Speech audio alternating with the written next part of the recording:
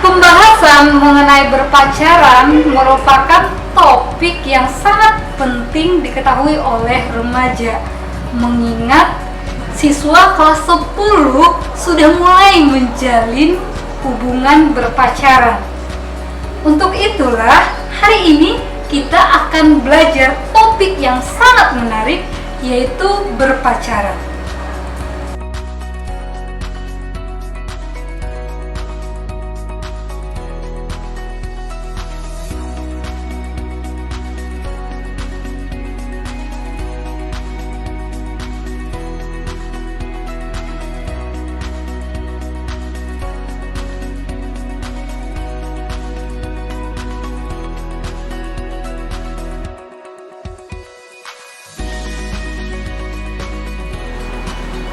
Sebenarnya berpacaran itu artinya adalah hubungan persahabatan yang lebih khusus yang hanya ada antara dua orang, yaitu laki-laki dan perempuan, di mana mereka saling membangun, saling mengasihi, saling menolong, saling menghormati harkat dan martabat masing-masing.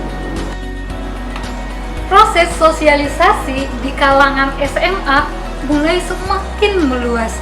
Kalau pada sebelumnya di masa SMP mereka cenderung melompokkan menurut jenis kelamin, maka di jenjang SMA proses sosialisasi bersifat antar lawan jenis dan rasa tertarik kepada lawan jenis semakin menguat. Menurut ahli mengatakan pada masa remaja manusia mulai mengalami perubahan secara fisik, secara kognitif, dan juga dalam seksual. Perubahan ini berlangsung sangat cepat, termasuk perubahan seksualnya. Seiring dengan semakin cepatnya perkembangan seksual di masa remaja, ketertarikan dengan lawan jenis pun semakin meningkat. Pada remaja, baik laki-laki maupun perempuan mulai saling memperhatikan dan masing-masing timbul keingintahuan yang semakin besar tentang lawan jenisnya. Terkadang rasa ingin tahu yang sangat kuat ini, keinginan bereksplorasi dan memenuhi dorongan seksualnya, menyebabkan remaja mengabaikan norma, kontrol diri, dan ini juga bisa membuat penyimpangan perilaku yang menyimpang bagi remaja. Alkitab tidak secara khusus menyebutkan tentang berpacaran, tapi Alkitab membahas tentang cinta dan persahabatan. Dan di dalam berpacaran ada cinta dan persahabatan. Dalam Amsal 17 ayat 17 dikatakan, seorang sahabat menaruh kasih setiap waktu. Dan di Amsal 27 ayat 10a dikatakan, jangan kau tinggalkan temanmu. Bahkan dikatakan kata-kata yang keras dari seorang sahabat yang diucapkan dengan ketulusan akan membawa kita ke jalan yang benar, memberkati persahabatan kita. Di Amsal 27 ayat 9. Beberapa bagian Alkitab membuktikan bahwa persahabatan itu sangat memberkati dan menolong kita untuk mengembangkan persahabatan. Bahkan dalam hubungan persahabatan yang lebih khusus, bahwa sahabat menaruh kasih setiap waktu. Selanjutnya dikatakan, tiap orang hendaknya berhati-hati dalam memberikan, menyampaikan kasih sayang, karena hati kita mempengaruhi segala sesuatu dalam hidup kita. Amsal 4 ayat 23 mengatakan, jagalah hatimu dengan segala kewaspadaan, karena dari situlah terpancar kehidupan. Artinya, dalam membangun hubungan berpacaran, hendaknya manusia menggunakan hati nurani sebagai panduan sehingga tidak melakukan hal-hal yang menyimpang yang akan membawa pada penyesalan. Dalam surat Paulus 1 Korintus 15 ayat 53 mengatakan bahwa pergaulan yang buruk akan merusak kebiasaan yang baik. Jadi jika kita salah memilih teman, sahabat, atau pacar, maka seseorang yang tadinya baik akan berubah buruk karena teman, sahabat, pacar yang buruk yang cenderung akan mempengaruhi kita menjadi buruk. Makna yang mendalam tentang cinta kasih juga dituliskan dalam surat Korintus, di mana dikatakan cinta kasih itu kelemah lembutan, panjang sabar, murah hati, tidak sombong atau memegahkan diri, jujur, suci,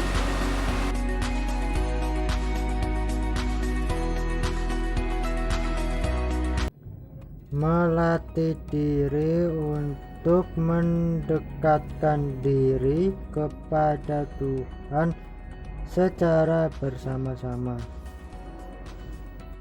Belajar bagaimana berhubungan dengan baik, belajar mengembangkan kemampuan berkomunikasi.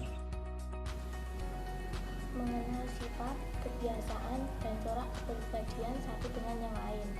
Hal itu diperlukan agar kita menyadari dan memahami kelebihan dan kelemahan yang ada pada orang yang dipacari. Untuk menikmati masa muda atau remaja yang indah bersama orang yang dikasihinya.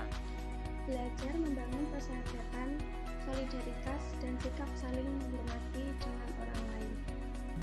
Untuk dicintai dan mencintai dengan belajar untuk saling memberi dan menerima.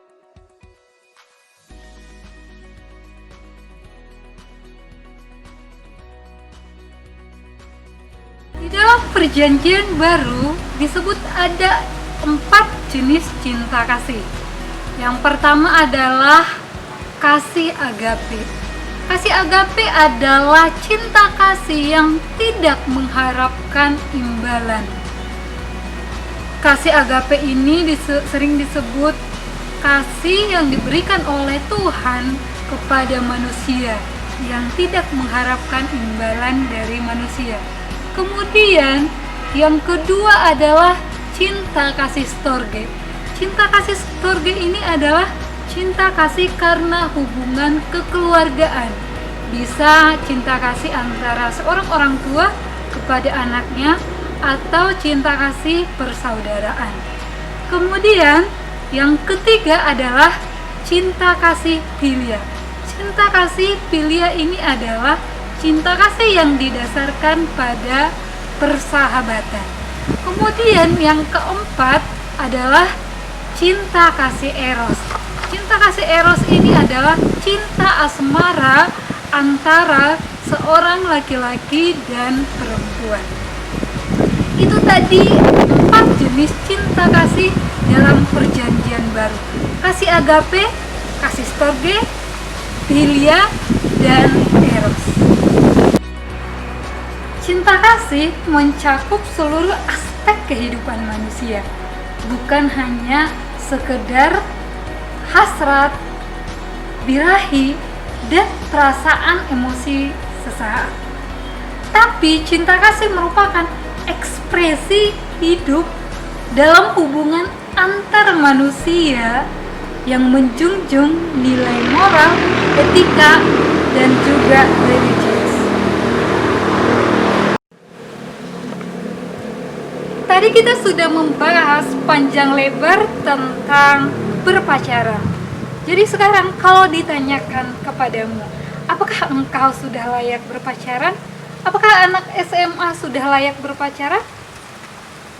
Seseorang itu layak berpacaran apabila dia sudah dapat memahami apa arti dari berpacaran.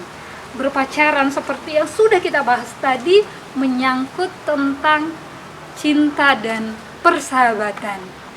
Dan kita juga sudah membahas berbagai dampak dari penyimpangan dalam berpacaran.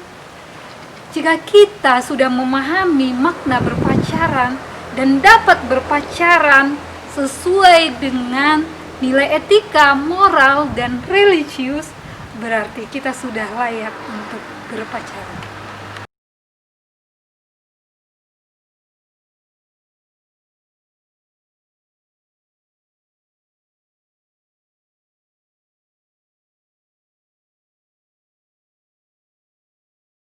Sampai di sini pembelajaran kita hari ini dalam topik berpacaran.